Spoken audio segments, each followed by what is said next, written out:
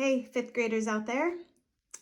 This is our lesson 1 problem set covering the unit on coordinate grids. This learning target right here is understanding intervals and being able to number things on a number line. So let's look at this first problem right here. And it says, each shape was placed at a point on the number line S, give the coordinate for each point. So we have these shapes right here. So we then need to, whenever we need to figure out what the number represents, and we're on a number line, we have to figure out what the interval is. All right, so what you always have to do is count how many spaces so that we can decide how that is being numbered. So for the example right here, we have 0, and we have 1, 2, and by the time we get to that third line, it's a whole number, number 1.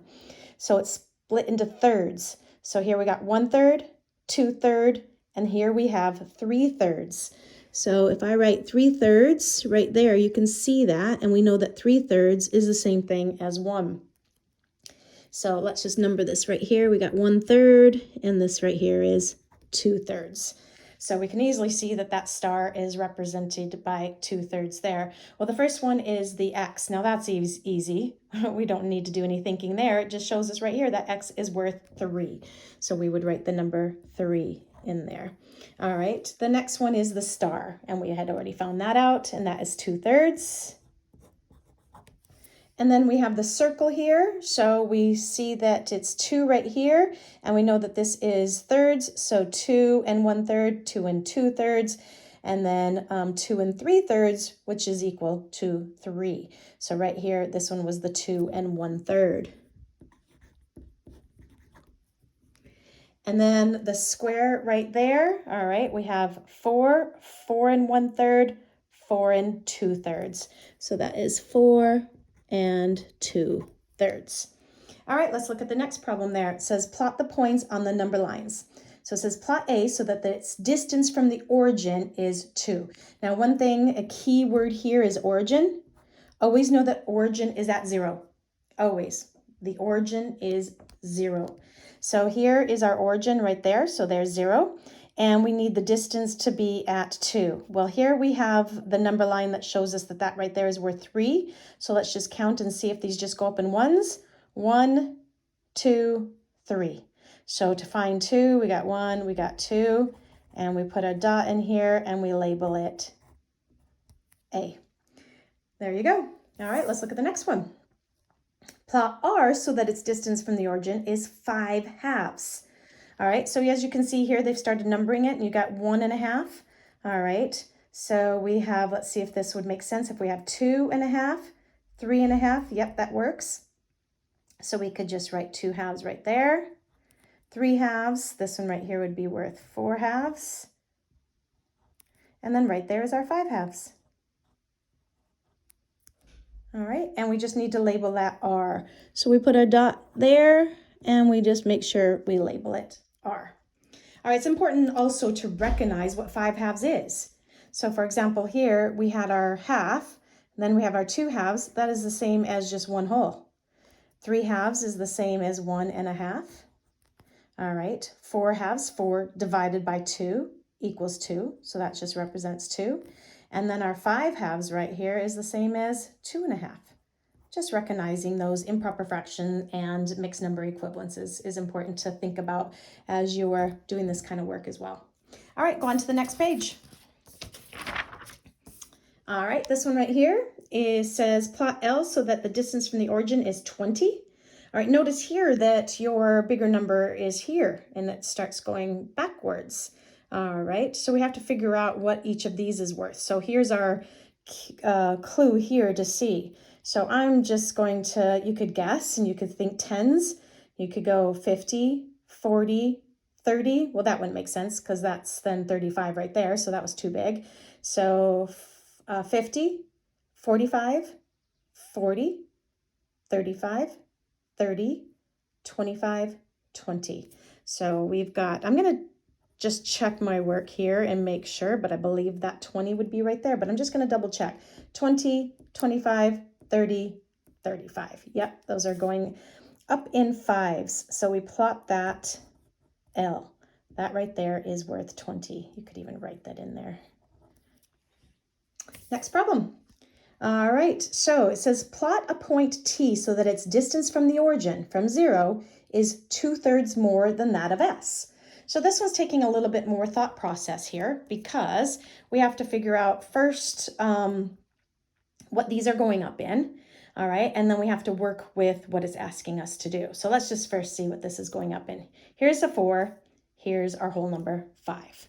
All right, so if I look at my 4 there and I count 1, 2, 3, 4, 5, 6. All right, there are 6 sections there, so it is going up in 6th. So that right there would be 4 and 1/6. This right here would be 4 and 2/6, which you can see if you simplify that, that's the same as 4 and 1/3. All right, 4 and 1/3 equals the same as 4 and 2/6. And then we have 4 and 3/6. which equals the same thing as, which equals the same thing as 4.5, and so forth. So we know that these are going up in 6ths. So we go back and we read the problem and see what we actually needed to do. Plot a point T so that its distance from the origin is 2/3 more than that of S. So I need something that is 2/3 more than this right here. All right. So I need something that's 2/3 more than 4 and 1/6. You could do 4 and 1/6 plus 2/3 and figure out where that's going to be. Or because we're going up in 6s here, we can figure out the equivalent for 2/3. 2/3, I want to know how many 6s that is. All right. Well, 3 times 2 makes our 6 and 2 times 2 makes our 4. So 2/3 is the same as 4/6. So if I just go here and I go up 4 6s, well, there's 1/6, 2/6, 3/6, 4/6. I am going to be right there. All right, plot point T. So that there made it possible for me to be 2/3 more than S. All right, I am 2/3 more, or 4/6 more. All right, these are each worth a 6th, each of these sections, and so I just went up 4 of those. All right, and the answer is right there. All right, next problem. All right, remember number line G is labeled from 0 to 6. All right. Yep. Use number line G below to answer the questions. All right, so we go to A here. All right, it says plot point A at 3/4. All right, so again, I'm going to go and look and see what these are going up in. Here's 0, here's 1. We got 1, 2, 3, 4. It's going up in 4ths. So I'm just going to number a few of these just to make it easy for me to, so we got 1/4, we got 2/4, that equals the same thing as 1/2. We got 3/4, and then we have our 1 whole right there. All right, so, oh, that looks like a Y. That was meant to be 1/2. Okay, so let's go back on what it asked us to do. Plot point A at 3/4. So, well, we got that in there. I want to do a color pen here. I need some variety and color here. All right, so there's my 3/4, and that is A. All right, done. Okay, I'm just going to give that one a little tick saying I've done it. Or you could circle, I mean, ticks means we got it correct, so maybe you could go back and check your work and you know you got it correct, but you might want to indicate some way that you've done that problem. All right, label a point that lies at 4.5 as B. So we go back to our thing here and we look, 4.5, that's nice and easy. That's right in the middle of 4 and 5. So 4.5 would be right here, and it wants us to label that B. All right, next one, label a point C whose distance from 0 is 5 more than that of A. All right, so I just need to be 5 more than A. All right, so I can just count in jumps right here. I could go 1, 2, 3, 4, 5. All right, and I'm there. Or you could think 5 more than 3/4, 5 3/4. And that's where we would need to be, is 5 3/4. There's 5 1/4, 2/4, 3/4. All right, and that is C, and they want us to label that C. All right, D. Plot a point D whose distance from 0 is 1 1/4 less than that of B. All right, so now I need to be 1 1/4 less. So I'm going to go to B and I'm going to go 1 less. 1 less would get me at 3 1/2. And another quarter less is just one jump there, and there I am. 3 1/4. All right, so that put me at 1 1/4 less than B. All right, and we want to label that one D. So let's label that D. Okay. Now we are at the distance of E from 0 is 1 3/4 more than that of D. So I'm going to go to D now, and what am I? 1 3/4 more. So I'm going to go to D, and I'm going to go 1 3/4 more. Well, one more would get me here, 4 1/4. So 3 1/4 plus 1 is 4 1/4. And then I need 3/4 more. 1, 2, 3. That gets me right at the 5 there. And they want me to label that one E. Okay, I'm just counting my quarters, seeing how many I need, jumping up 1 holes to determine where I need to be on my number line. Alrighty, last problem. What is the coordinate of the point that lies halfway between A and D? All right, so I need right in the middle of A and D. So I'm going to look at A and D. Now, when you want to find something right in the middle, you're going to count your spaces and see how many there are, and then find which one is in the middle. All right, so I'm going to count my spaces. I've got 1, 2, 3, 4, 5, 6, 7, 8, 9, 10. So that's easy. So it's 5 jumps would make us right in the middle. And there should be 5 on either side, so we can check that to see. So we've got 1, 2, 3, 4, 5. That puts us right at 2, right there. And they want us to label this F. I'm just going to double check though and make sure there is 5 on either side. 1, 2, 3, 4, 5. Yep. 1, 2, 3, 4, 5. There we go. So that was it's called a midpoint. All right. So midpoint is a number that's halfway in between two other numbers. All right. So that we have there. Go back and rewind and watch that again if there was anything you didn't fully understand or if you needed to hear it again. All right, and let's go on to problem 4. So we're almost done. All right, problem 4. Problem 4 says Mrs. Fan asked her 5th grade class to create a number line. Lennox created the number line below. Parks said Lennox's number line is wrong because numbers should always increase from left to right. Who is correct? Explain your thinking. Well, they're both correct. Okay, and they're both correct because it doesn't matter what order you number your number lines, as long as everything is clearly labeled and you have equal spaces in between. So since all of these are equal, and you just have to read. So we're starting here at 0 and we're going up in 2s. All right, a lot of people start a number line. All right, and when they go to start the number line, they start 0 here. All right, and then 2 would go there, and then 4, they go up this way. That's the way it's more commonly done.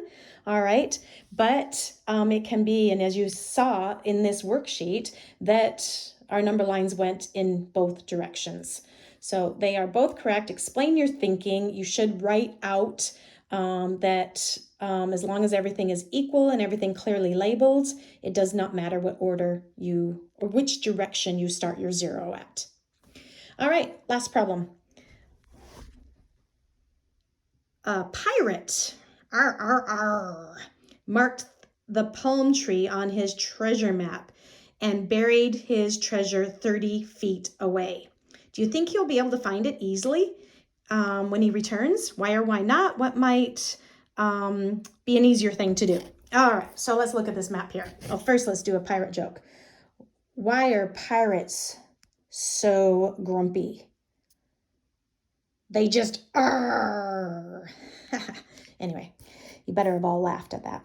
All right, so we have here is our palm tree, and 30 feet in either direction, any direction could be this treasure. Look at how many choices you would have. That would be, oh my gosh, impossible. All right, or if you just gave those directions to somebody else, and then even in between all these arrows, they could start digging. You could have been starting to dig here, and it might have just been a little bit over on the other side. All right, so that is, we have like just so many choices. So yeah, that would be silly.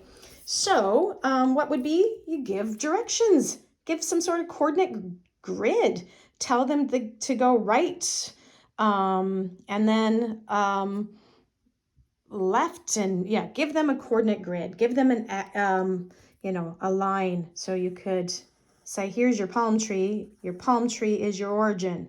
All right, trying to draw a quick palm tree there. Anyway, your palm tree is your origin, and if it's 30 feet away, you could say 30 feet directly north, or directly east or west or south or southwest, or give an actual coordinate grid. All right, so if it was 30 feet in this direction here, or 30 feet in this direction, so give some sort of more directions on that. And then it would be easy to find. And that's why coordinate grids are so important. All right, so that was lesson 1. Hopefully you understand that a little bit better, or you just confirm that you got it. And look for problem set lesson 2 coming soon. All right, see you later.